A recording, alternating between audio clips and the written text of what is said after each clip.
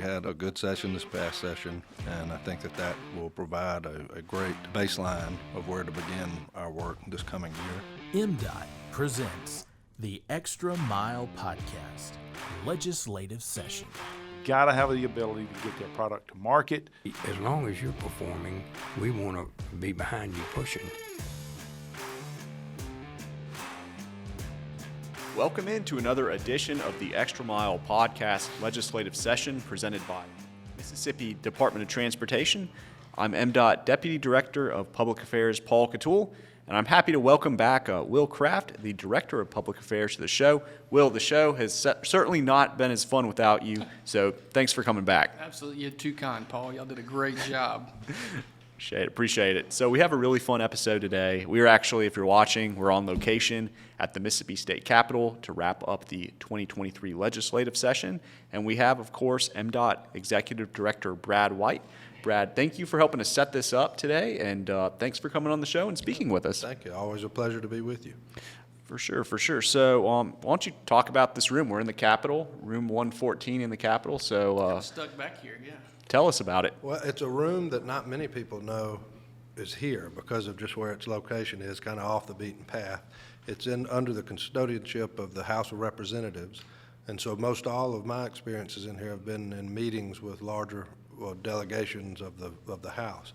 I think this used to be like a room that held phones for people to get to make calls and stuff like that back years and years ago. Since I've been involved in government for the last 30 years, I think the Senate has done their best to try to get this back since it's on the Senate side of the Capitol. But the House of Representatives holds on to it pretty tightly, and as you look around, you can understand why. In my opinion, it's one of the more beautiful rooms in the Capitol, with the exception of maybe the governor's ceremonial office. It's truly beautiful. Yeah, it's very nice. We're very much appreciative to be able to get back here and record in the space. Well, over here at the Capitol, like we said, and we're wrapping up the legislative session. It's been another really good year for us, wouldn't you say? I think so. It was a good year. It was a long year, a long session, tiring for, I think, everybody involved, especially those that are members of the legislature and leadership that do all the work to make this go on, the staff members. But we had a good year. They gave us another, for the second year in a row, our appropriation bill was clean. There were no earmarks, no other language inserted into it that would hinder our ability to make full use of all the federal funds that we have available to us. So that allowed the professionals that we have at MDOT to play the shell game of sorts to make sure that we're utilizing that full use of our federal funds that commingle with the state funds collected from fuel tax. So having a clean bill is of most importance, and that alone would have been a victory in my opinion. But they were kind enough to do another year with a supplemental appropriation that gave us additional funds. That combined with our appropriation, assuming it all becomes law, will give us an excess of about $2 billion this year, $500 million of which will be spread out or paid out over the next few years. But they gave us $40 million again for the extra match needed to get the additional $200 million that's been made available to us through the federal infrastructure bill that was passed by Congress a few years ago. They gave us $100 million in the Emergency Road and Bridge Relief Program that'll be spent all on local systems around the state. So all 82 counties have an opportunity to benefit from that. The legislature did something a little new. They created a new multimodal fund that will give the department a little more flexibility in how we spend what money goes into that fund among rail and airport and water ports, and funded it to the tune of about $30 million.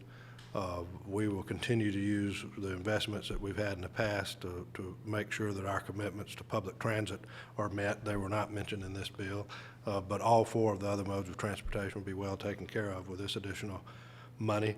And then the big ticket item was $420 million toward capacity projects. And the importance of that was that's all one-time money that they're giving us to allow the commission to fund large construction projects that we had scheduled that would be ready to let the contract on this year and next year, but that we didn't have the money for. So with that investment, we'll be able to fully fund and let to contract the major capacity projects that were scheduled for 2023 as well as 2024.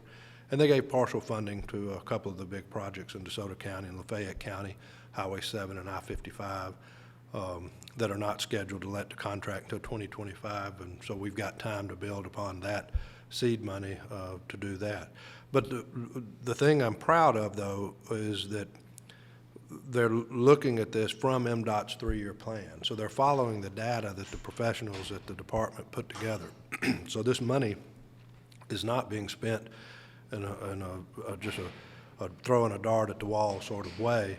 It's following a lot of purposeful information that's been put together by our staff, so that it's moving projects out of the queue that allow for us to move everybody else's project up. So if your project didn't receive funding this year, you still have an opportunity to benefit from this statewide.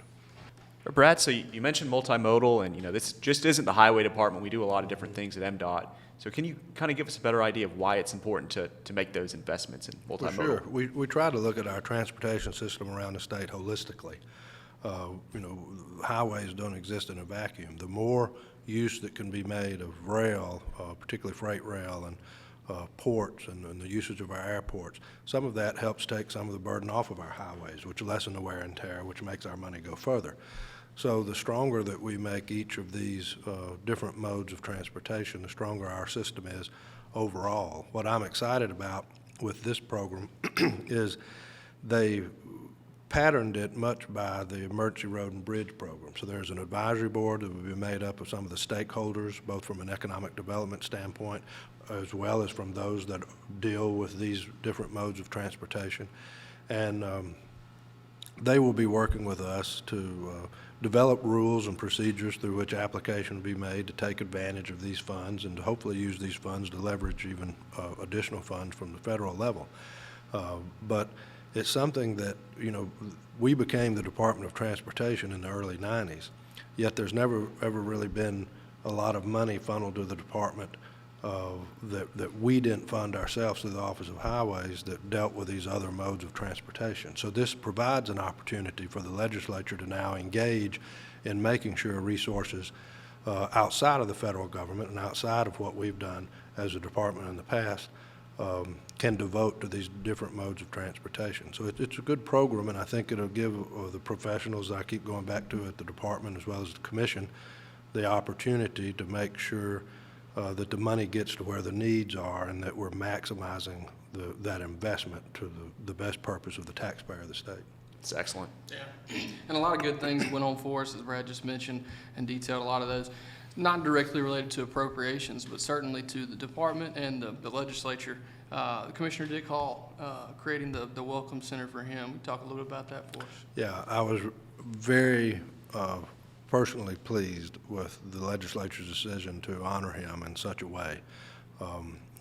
Highway memorials are things that happen every year, and they're very important. They're things that matter to the families and to the communities of those that get honored that way. But Commissioner Hall had spent over 45 years in elected office here in Mississippi and had served the state both in the legislature as well as at the Department of Transportation. He's our longest serving commissioner in the history of the department. So he had a legacy of service that set him apart, having been a member of the House of Representatives, a member of the Senate and leadership in both of those positions, as well as our longtime chairman. And so with the Welcome Center being a property of the Department of Transportation and something that primarily is used to try to showcase Mississippi and what we have to offer and doing just what's in the title, welcoming people into the state and trying to give them a taste of what we offer by giving his name to the Welcome Center that will reside in his hometown where he was born in Vicksburg, I think is a very special honor, not just in a tribute way to his legacy and service to the state, but something that would be very meaningful not to his family and to those of us that loved him and had good relationships with him over the years. So I think that that's something that will be a good way of paying tribute to him and something that the department will enjoy, in the future. Absolutely. Yeah. No doubt. Strong legacy, no doubt. So we'll take a little step back and get back to the capacity projects. Would you mind kind of highlighting some of those projects? No, so let me back up to the beginning of how this all started. Governor Reeves, as you will recall, stepped out first and said that he thought that with one-time money, it should be used on one-time expenses, and that it would be best used to take, instead of starting new projects from scratch that have to go through years of pre-construction work, to go to the other end of that list and look at the projects that we have nearing completion of the pre-construction and becoming shovel-ready, and let's fund those and get them out of the queue and built. And I thought that made a lot of sense, and luckily so did the majority of the legislature. He proposed $1.3 billion in funding that had projects all throughout the state. There was a lot of heavy negotiations that went back and forth between the House and Senate, and the Governor's Office, and the Department of Transportation over the course of the session. At the end of the day, MDOT is just one of the entities that's trying to get food at the trough, if you will. There's a lot of other needs around the state that the legislature has to meet, and ultimately it was decided upon to go with this $450 million figure. And the reason that that's a good number is that takes care of all the projects that we would have ready to let the contract this year that we didn't have funded, as well as all the ones that we expect to have ready to let the contract next year, but did not have the funding. So we'll be able to get everything out of the way this year and next year and start building them. That's good news for places like Highway 15 in Tippah County that we hope to go next spring to contract Highway 2 in that area. We have Highway 19 in Neshoba County that's been a long-awaited widening project. You have the Flowers interchange on I-20 between Jackson and Vicksburg. That's a part of that. And Highway 90 in Jackson County around Ocean Springs, that's a booming area and high growth rate that will be able to be met. Highway 49 in Harrison County, which, you know, all parts of Highway 49 are always in need of upgrade and improvement. So this will get a lot of needed projects that otherwise would have been sitting on a shelf waiting for money to come to try to build them one at a time. So this allows us to get that whole batch of projects out of the way, and it moves everybody else's project up the list, and we then have another bite at the apple at the next legislative session, as well as working with the federal delegation to continue to get extra federal funds to help do that. So it was far more than a shot in the arm for our capacity program.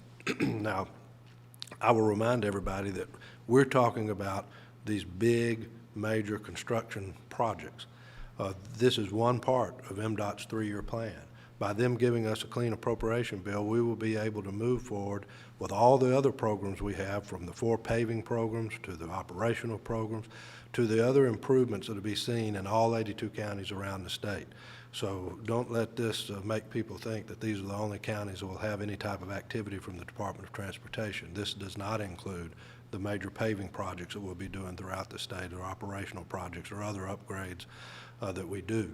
But this is the big list of expensive projects that are very thorough, and the funds are sometimes hard to come by. So I can't overstate enough what this will do to the life of that program within the department and for the communities that they'll be built in. Definitely.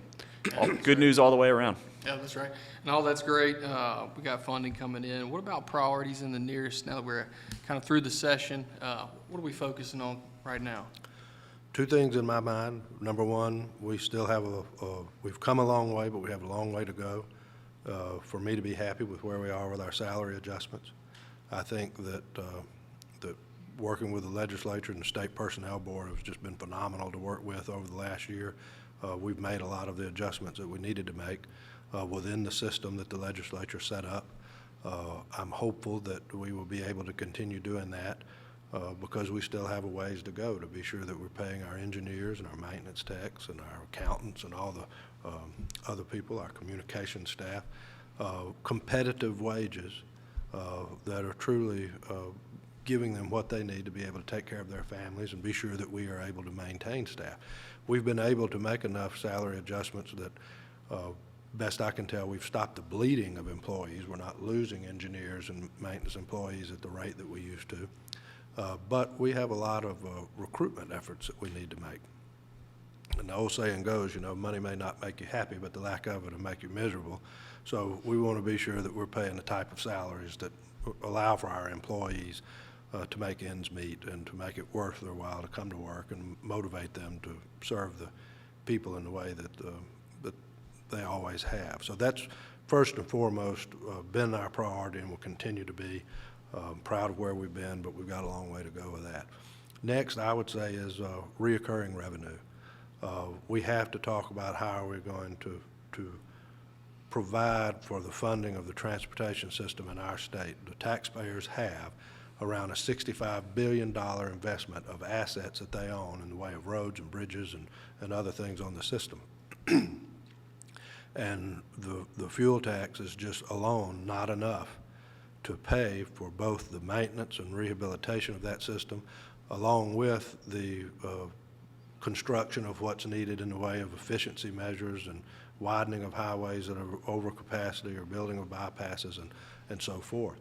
And as I've said before, I'm not suggesting that the answer is just raising the fuel tax. I personally believe with the growth of electric vehicles and with the fuel-operated vehicles being more efficient than they were when I got my driver's license, that we have to look at a broader approach of how do we want to provide for that. Now, we have a responsibility internally to make sure the money that we have is being used wisely and that there's not any waste.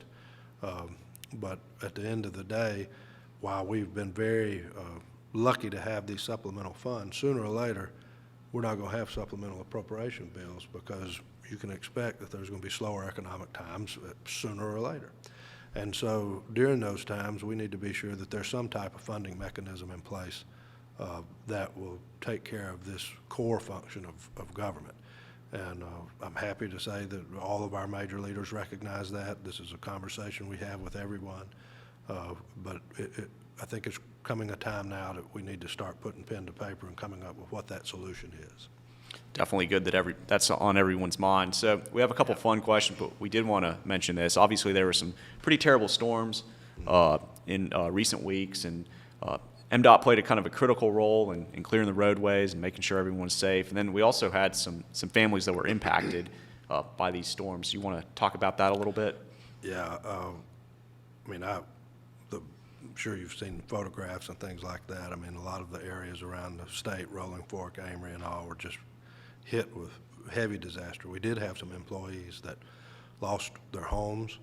We had some that lost loved ones. But, you know, I was reminded of Fred Rogers, who, when I was a kid, did Mr. Rogers' Neighborhood.